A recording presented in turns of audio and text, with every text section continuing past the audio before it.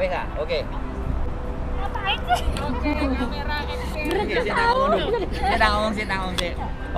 Oke, selamat malam ya buat teman-teman semuanya. Selamat malam seluruh dunia ya. Hari ini saya kedatangan tamu istimewa, sangat spesial karena sebenarnya saya menunggu mereka sudah beberapa tahun yang lalu.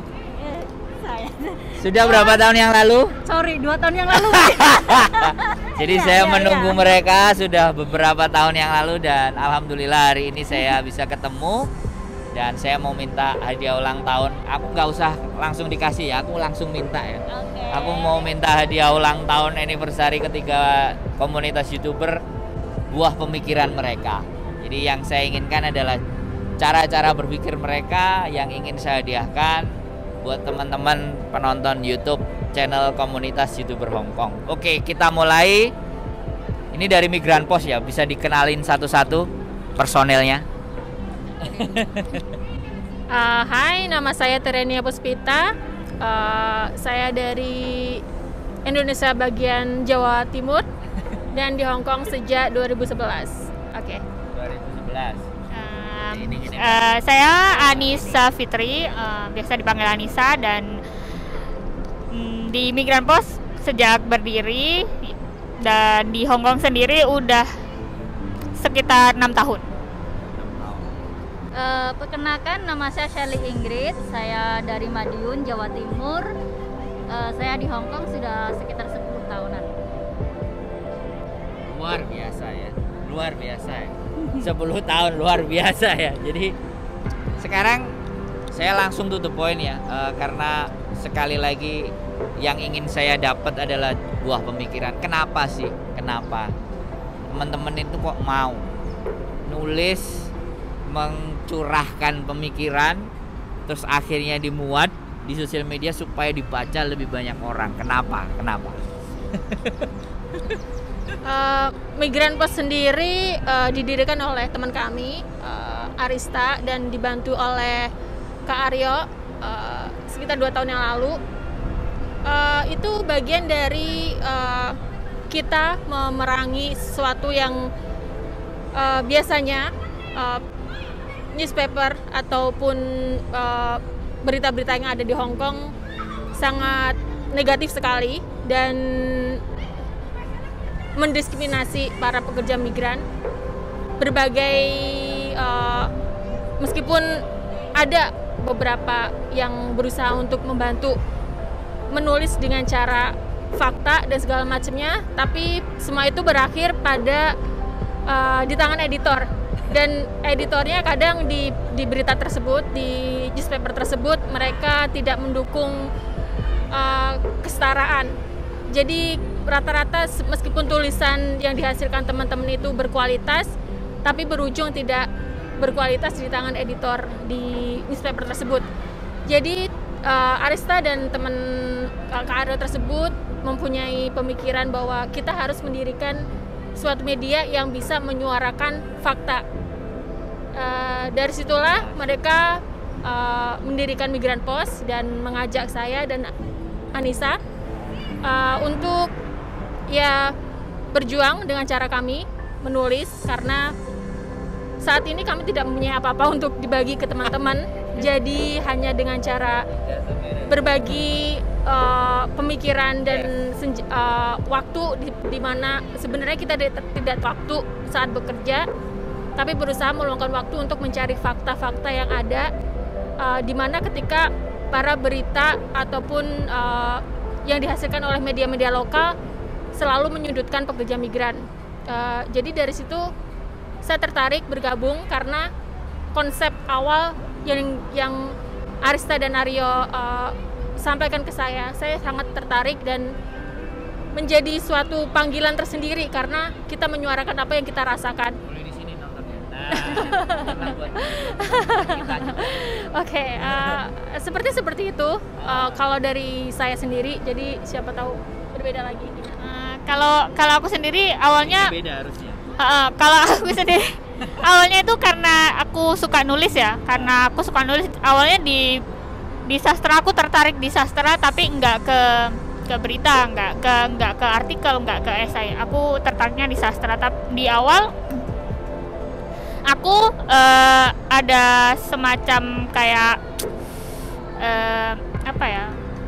perekrutan kontributor gitu di suatu media, dan awalnya tertarik karena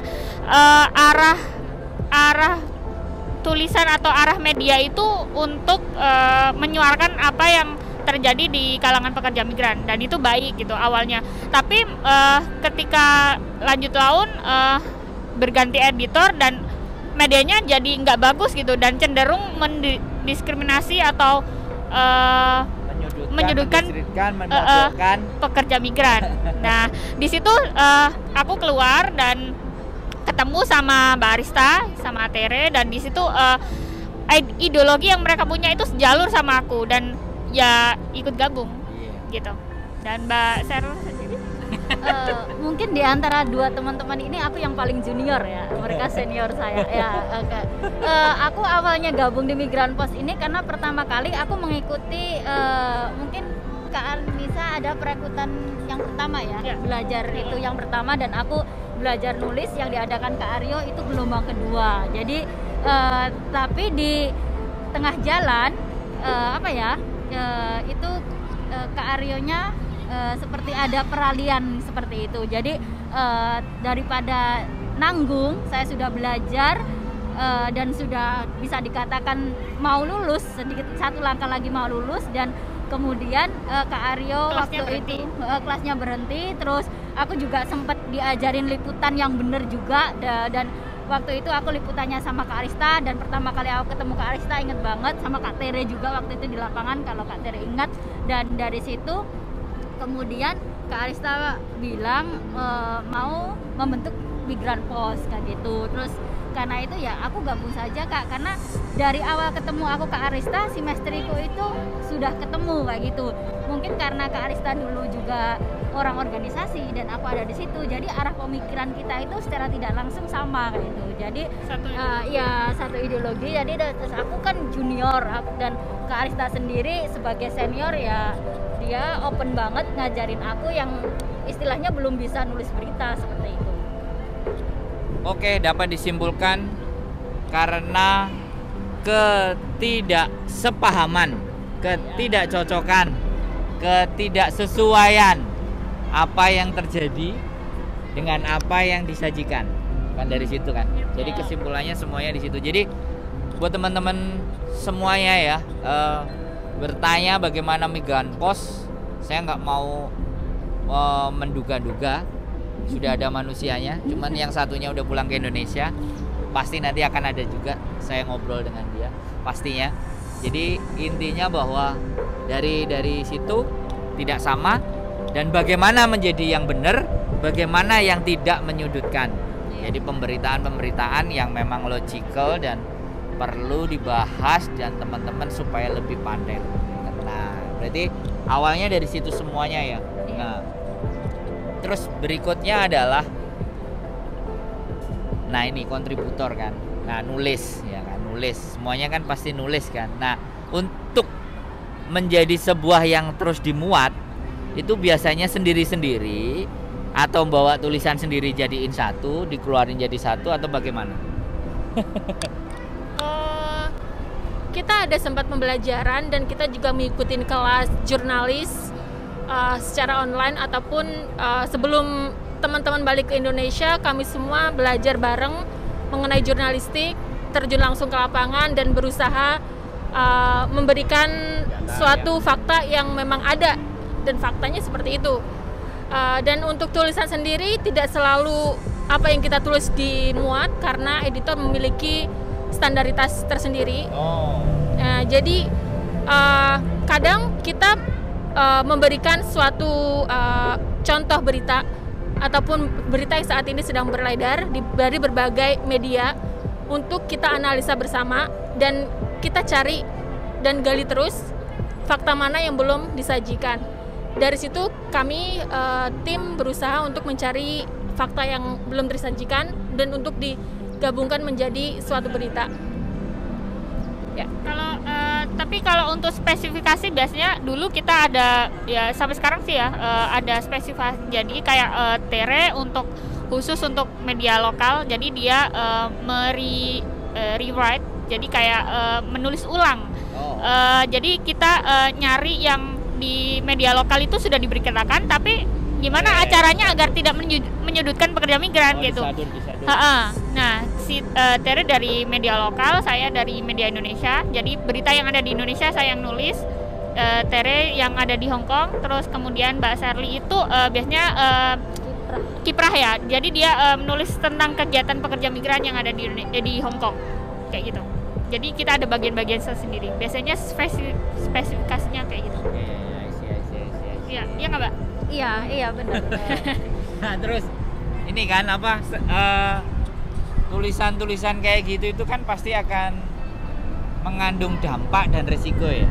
Apalagi ngambil sumber, kemudian kita ulang tulis, kemudian lokal ataupun Hong Kong, itu pasti kan akan menimbulkan asumsi atau pemikiran yang kemungkinan, karena setiap tulisan akan diasumsikan hal yang beda-beda. Dengan hal itu menanggapinya kayak gimana? Kalau untuk kami pribadi dan sebelumnya kita juga sudah di briefing bahwa apa yang sudah kita lepaskan ke media, kita tidak berhak ataupun bisa membuat mereka berpikir seperti apa yang kita pikirkan atau membuat mereka bereaksi seperti yang kita harapkan. Karena setiap orang memiliki pemikiran dan point of view berbeda. Jadi kita lepaskan apapun pemikiran mereka, apapun komentar mereka, that's what they say. Asalkan kita memberitakan suatu fakta, kita tidak perlu takut atas apapun segala risikonya karena kita menyampaikan fakta. Sepertinya seperti itu sih. Ada satu kejadian ketika saya nulis soal pekerja migran Malaysia yang ditangkap karena isu terorisme, dan di situ kita pakai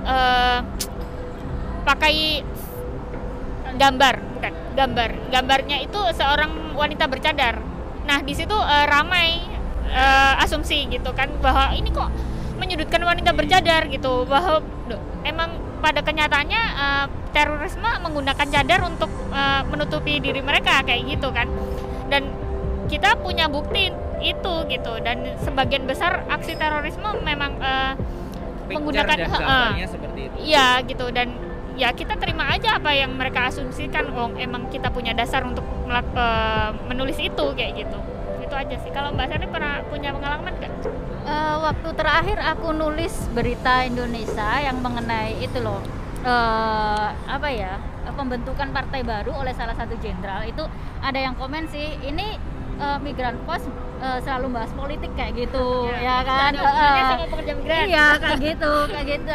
Aku diam saja karena dari awal yang saya yakin saya hanya menulis, nanti kalau tulisan saya salah pasti akan diedit oleh editor, dan kalau tulisan saya itu tidak layak muat pasti editor tidak akan memuat, jadi seperti itu. Jadi untuk menghindari hal-hal yang seperti itu saya tidak akan baca komen, atau kalau baca komen itu ya udah nggak akan saya balasin, nggak akan saya masukkan ke hati kayak gitu. Karena itu karena kalau kita terlalu banyak baca komen, terlalu dipikirin akan mempengaruhi mental kita, dan bisa-bisa kita down untuk nulis kayak gitu. Yang itu yang aku takutkan gitu. Jadi aku tidak akan mengerjakan sesuatu yang membuat aku itu jatuh sendiri gitu. Ya, seru-seru juga ya. Jadi tapi Pak, tadi basicnya adalah berita dari Hong Kong, berita dari lokal Indonesia, terus kiprah kan. Iya. Masih di situ. Saya beberapa juga membaca, melihat kualitas. Menurut saya ya bagus. Makanya kenapa saya mau cari tahu gitu, mau datengin teman-teman, karena yang sudah ada, media-media yang sudah ada itu ya buat saya useless lah, cuma cari duit lah. It's okay, saya berani ya, kali lagi kan kita tidak menyebutkan apa itu, tapi berita-berita yang sudah ada itu wis pastilah itu muatannya udah kelihatan. Nah, yang ingin lagi saya berpikir bahwa apakah orangnya cuma ini aja? Apakah nanti mau ditambah lagi? Atau bagaimana? Atau seperti apa supaya lebih banyak lagi variasi informasi dengan data-data yang juga akurat. Kira-kira menurut teman-teman kayak gimana nih? Sejauh ini kami memang masih hanya ini saja, karena sebelumnya memang ada beberapa teman yang bergabung, hanya saja tidak sesuai dengan visi dan misi Migran Pos di awal, karena ada sebagian dari mereka yang tidak terlalu suka ketika tulisan mereka tidak dimuat, karena setiap tulisan ada nilai-nilainya yang kadang tidak sesuai dengan Migran Pos, dan dari situ tidak dimuat. Jadi ketika teman itu bergabung dan berita yang dia tulis tidak dimuat, mereka tidak suka, jadi merasa kecewa dan akhirnya mundur. Ada juga yang bergabung tapi berharap bahwa Migran Pos itu bisa menghasilkan uang, di mana untuk bisa membiayai perjalanan selama liputan atau segala macamnya, karena sejauh ini Migran Pos sama sekali tidak ada yang mendanai. Jadi kita volunteer nulis segala macamnya, meluangkan waktu dan berbagi kekuatan kita untuk menyampaikan fakta tanpa ada biaya dari manapun. Tapi kami tetap membuka kemungkinan untuk siapapun yang mau bergabung dan bersedia belajar dari awal sampai mereka benar-benar berhasil menjadi jurnalis handal yang menyajikan fakta. Kami akan selalu menanti kalau ada teman-teman yang mau bergabung, ya seperti itu. Dengan catatan yang digarisbawahi ya, bahwa kita memang dari awal tidak mengeluarkan biaya dan kita tidak mendapat pemasukan. Jadi teman-teman kalau ingin belajar dan tidak mengharapkan fee ya silakan gitu. Dan tidak mengharapkan terkenal. Iya. Karena niatnya pure belajar ya. Dan juga satu lagi tahan banting gitu, karena gini, pengalaman aku sendiri ini perbandingannya ya. Saya nulis nyetorkan tulisan ke editor 5 tulisan, mungkin yang dimuat cuma 1, ada lagi 5-5-nya nggak dimuat. Ya sudah, saya anggap belajar saja, next aku perbaiki. Kalau aku gregetan sama editor, tanya ini salahnya di mana, terus dibilang gini loh gitu. Enaknya itu seperti itu. Jadi dengan tulisan kita tidak dimuat, tetapi kita itu ada nilai belajarnya yang kita tidak dapatkan dari yang lain. Itu kalau saya sih. Jadi dalam proses kita menulis itu juga sama dengan proses kita belajar sih sebenarnya, bagaimana menjadi jurnalis yang sebenarnya seperti itu. Ini loh keren. Tidak ada biaya, tidak pengen jadi terkenal, terus semuanya serba sendiri kan? Iya. Nih, dan kalian semuanya mau kan? Ya mau dong, sampai saat ini masih bertahan. Mau kan? Nah ini ya buat saya sekali lagi value, ini nilai dan ini harga yang mereka bayar untuk sesuatu pengetahuan. Nah pertanyaan saya, the next-nya itu ketika sampean bisa menulis di sini, harapan berikutnya itu apa? Terus ini mau dibawa kemana kayak gini nih? Sampean dulu lah. Ya? Dari dulu sampai dulu lah. Ya Bawa kalau kemana, mau apa gitu, biar mereka juga punya gambaran. Kalau saya sih berharapnya saya tetap di Migran Pos ya. Walaupun saya masih pulang nanti, saya tetap di Migran Pos, karena yang jadi garis tebal di Migran Pos itu adalah pekerja migran, perempuan, dan Indonesia kayak gitu. Jadi tiga poin ini yang sangat penting di Migran Pos. Kenapa berita-berita itu pasti ngarahnya ke sana gitu. Nah, kalaupun saya di Indonesia, saya berharapnya masih tetap di Migran Pos, karena aspek 3 ini pasti akan saya bawa ketika saya di Indonesia pun gitu. Dan tetap pengennya saya ke depannya tetap berkontribusi untuk teman-teman pekerja migran, apapun itu gitu. Walaupun itu tulisan, walaupun itu hal sekecil apapun kayak gitu. Yang penting sih Migran Pos tetap jalan. Nancep banget nih. Landes banget. Kalau untuk saya pribadi, saya berharap ke depannya Migran Pos lebih bisa mencakup banyak hal, tidak hanya sekedar tulisan, tapi juga bisa menghasilkan video dan segala macamnya untuk bergabung ataupun mengikuti tren yang saat ini berjalan, karena masa depan itu sangat-sangat tidak stabil. Tidak bisa ditebak. tidak bisa ditebak. Jadi kita harus jadi kita harus siap dengan segala ketidakstabilan tersebut. Dengan itu kami berharap bisa menghasilkan video yang sebelumnya kita sempat membuat video ketika kami semua berkumpul di Hong Kong. Kita mempunyai cukup tenaga untuk bisa menyajikan suatu berita dalam bentuk video. Tapi karena ada beberapa problem sebelumnya, jadi video tersebut sempat berhenti, sampai saat ini masih berhenti. Jadi saya berharap kedepannya Migran Post bisa menyajikan video untuk disajikan ke beberapa platform. Karena sekarang teman-teman tuh lebih condong untuk melihat video daripada menulis gitu, atau membaca tulisan kayak gitu ya. Dan saya berharap video tersebut tidak hanya menyajikan apa yang ada ataupun fakta yang ada, tapi juga bisa menjadi suatu solidaritas antar pekerja migran perempuan dan ketidakadilan, dan juga bisa menyampaikan suatu bentuk urgency bahwa saat ini banyak sekali ketidaksetaraan di antara pekerja migran, politik dan segala macamnya. Ini tajam banget. Enggak, ini tadi kan Migran Post secara individu, berarti sampean mau fight di situ kan?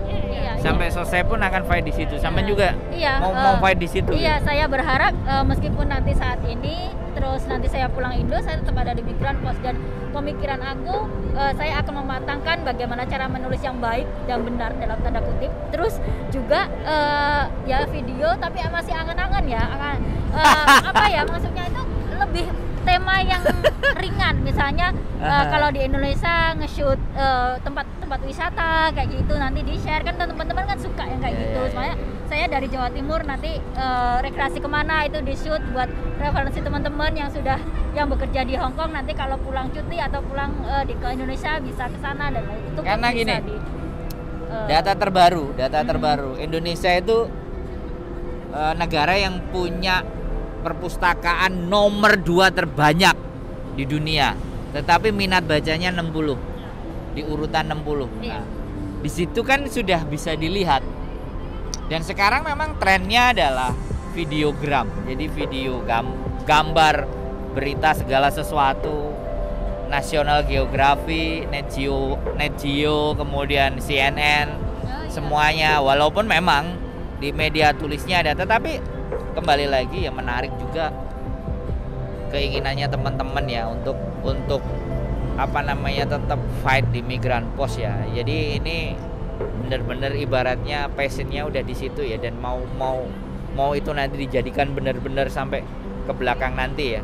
Walaupun kompensasinya nggak ada duit ya kan. Ya nggak ada duit, ini seru ini. Ya, ini kan sebuah kepuasan tersendiri. Jika semuanya, kalau saya pribadi seperti ini Kak. Jika tulisan saya itu dimuat, bukan saya, tulisan aku dimuat dan saya bangga, saya ingin tekan, bukan. Berarti kita itu Migran Post sudah bisa memberikan manfaat kepada teman-teman kayak gitu. Itu walaupun itu aku sudah membuat aku seneng kayak gitu, meskipun itu dapat beritanya dengan kita berdarah-darah, liputan, hujan dan lain sebagainya, tapi di saat kita bisa memberikan manfaat bagi orang lain, ya udah, rasa puas itu tidak bisa dibeli dengan uang.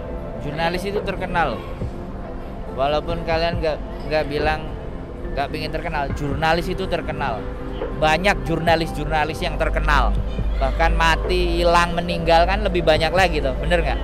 Jadi menurut saya ya, memang ketika kita nggak mengejar sebuah kepopuleran atau ketenaran, itu akan datang sendiri dengan cara berpikir kita, jalan menulis kita kan.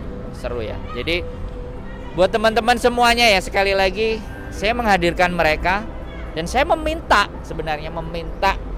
di hadiah ulang tahun ini itu buah pemikiran, karena gak banyak ya, sekali lagi pekerjaan itu sudah kewajiban, kita bekerja mencari uang itu kewajiban, tapi menghasilkan sebuah karya yang punya nilai dan value itu buat saya luar biasa. Dan teman-teman, ini April ya, bulannya perempuan ya kan, makanya saya mau jadi perempuan juga lah kan, supaya di April. Jadi bulannya perempuan. Nah, disinilah ketika di dunia sana atau di Indonesia yang nganggep bahwa Kartini Indonesia itu itu hanya orang yang terkenal. Ya buat aku this is the real gitu loh. Inilah realnya. Jadi ini bagian dari penghargaan bahwa di bulan ini dari Migran Pos dan perempuan semua ya. Iya. Perempuan semua ya. Lakinya satu. Iya. Lakinya satu.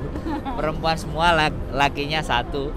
Berjuang untuk memberitakan, menceritakan, mempersepsikan ya segala sesuatu agar posisi atau teman-teman buruh migran Indonesia dimanapun berada ya kan, itu tidak terdiskreditkan, tidak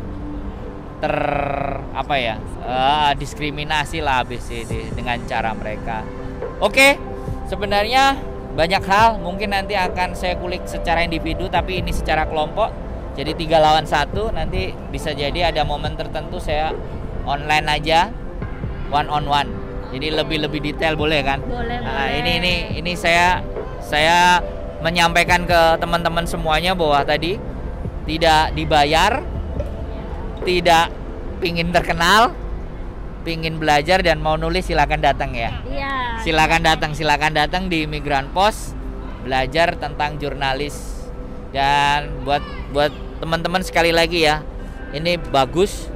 Saya dulu gak bisa nulis, ya mudah-mudahan nanti bisa, kalau ada kesempatan saya bisa menyajikan sebuah berita untuk di Migran Pos ya, sedikit ya, menyajikan ya, nanti nggak tahu diterima apa enggak. Oke, gitu aja ya. Terima kasih buat bertiga. Sukses untuk Migran Pos dan sukses untuk individu-individunya. Terus berjuang, dan sekali lagi terima kasih dan happy anniversary komunitas YouTuber Hong Kong yang ketiga. Anniversary komunitas YouTuber di Hong Kong. Yeay. Oke. Shanayo.